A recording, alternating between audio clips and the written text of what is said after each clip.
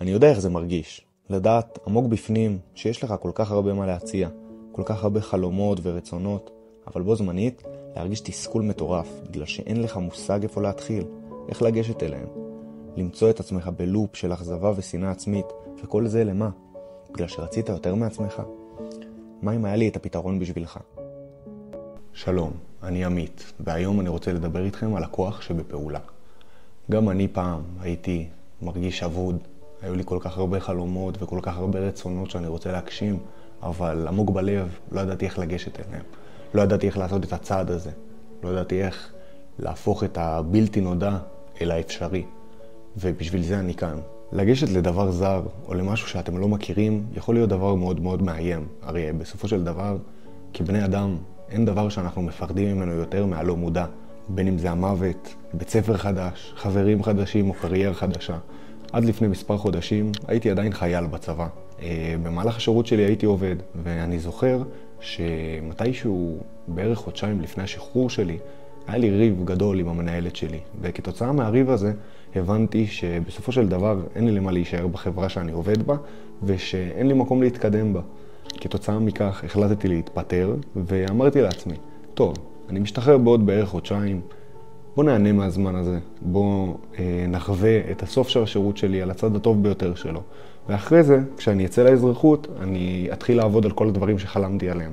בין אם זה להיות מאמן כושר, להתחיל ליצור תוכן, או מה שזה לא יהיה. אז כן, כתוצאה מכך התפטרתי מהעבודה שלי, ובמשך בערך החודש וחצי, חודשיים האחרונים לשירות שלי, לא הייתי עובד. הייתי מגיע לבסיס, נהנה מהחברים, מהחוויות, מה שזה לא יהיה, וחוזר הביתה.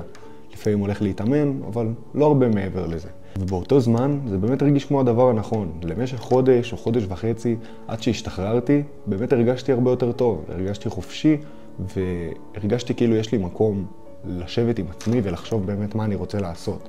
אבל מהר מאוד, הימים הפכו לשבועות, והשבועות הפכו לחודשים. ומצאתי את עצמי יושב במשך חודשיים בבית, ללא מעש, מלא בחלומות גדולים שהבטחתי לעצמי שאני אגשים, אבל אפס מעשים שיוכיחו שאני בדרך אליהם. אני זוכר את התקופה הזו כאחת התקופות הגרועות ביותר בחיים שלי. הגעתי למצב שבו אני בקושי מצליח להקים את עצמי מהמיטה. היה לי קשה ללכת למכון. הרגשתי כאילו לא משנה מה אני ארצה לעשות ומה אני אגיד לעצמי שאני מסוגל לעשות, הגוף שלי יבגוד בי. וזו היה ההרגשה הכי גרועה שהרגשתי בכל החיים שלי. אין דבר יותר גרוע מלדעת שהמילה שלכם לא אמינה.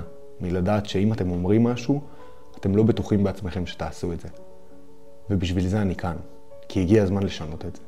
הדבר היחיד שמונע מכם מלהגשים את החלומות שלכם זה פעולה אחת קטנה. ההבנה שחלום ומטרה זה שתי דברים שונים לגמרי. חלום זה דבר דמיוני שרחוק מכם. המרחק ביניכם לבין הגשמת החלום ככל הנראה תלויה בהמון דברים שנכון לעכשיו אין לכם את היכולת אפילו לדמיין אותם. אבל מטרה לעומת זאת בנויה מסדר פעולות שבסופו של דבר בשלב, אחד אחרי השני, יעזרו לכם להגיע אל המטרה שלכם. ואתם בטח שואלים את עצמכם, עמית, זה יפה והכל, אבל איך אני הופך את החלום למטרה?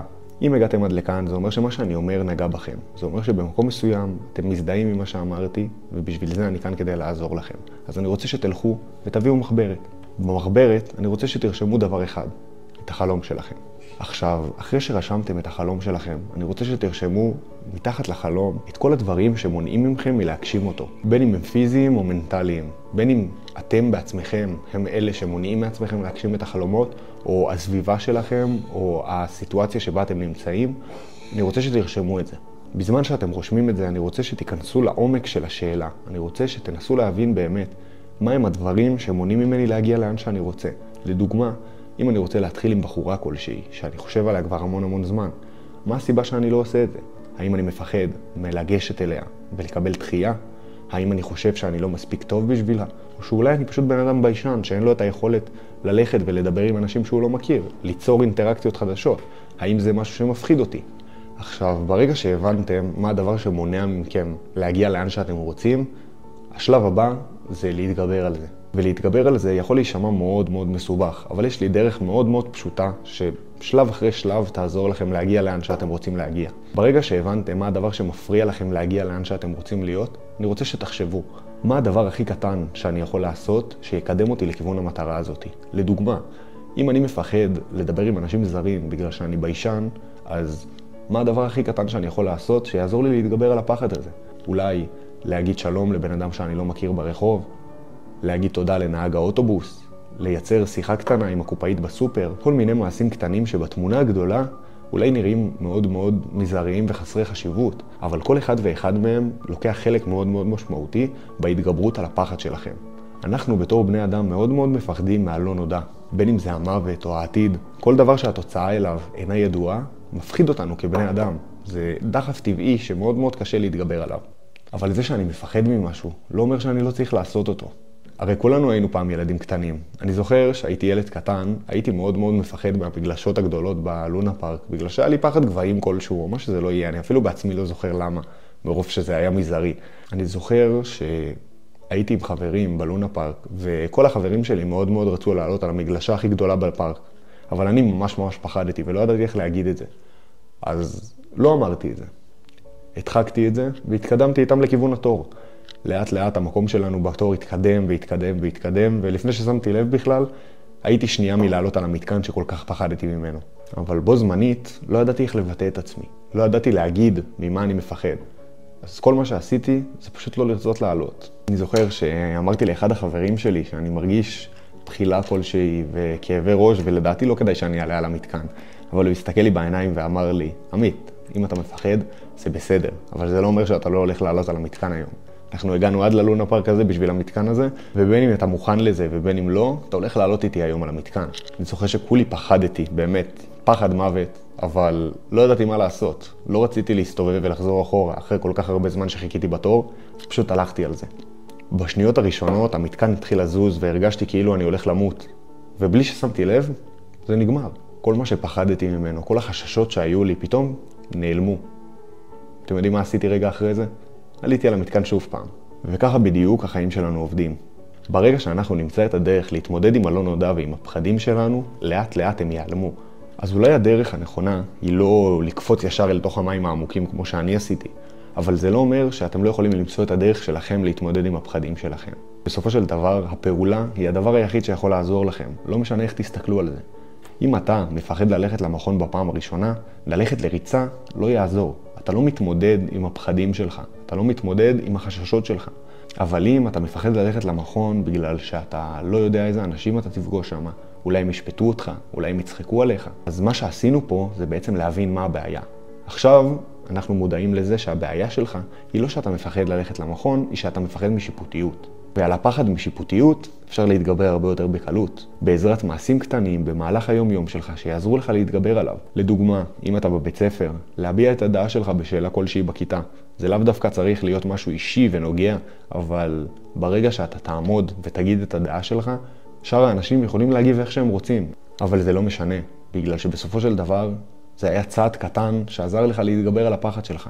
יכול להיות שהם יצחקו, יכול להיות שהם ילגו לך, אבל אתה את שלך עשית. אתה עמדת ועשית את הפעולה שתעזור לך, וזה מה שמשנה.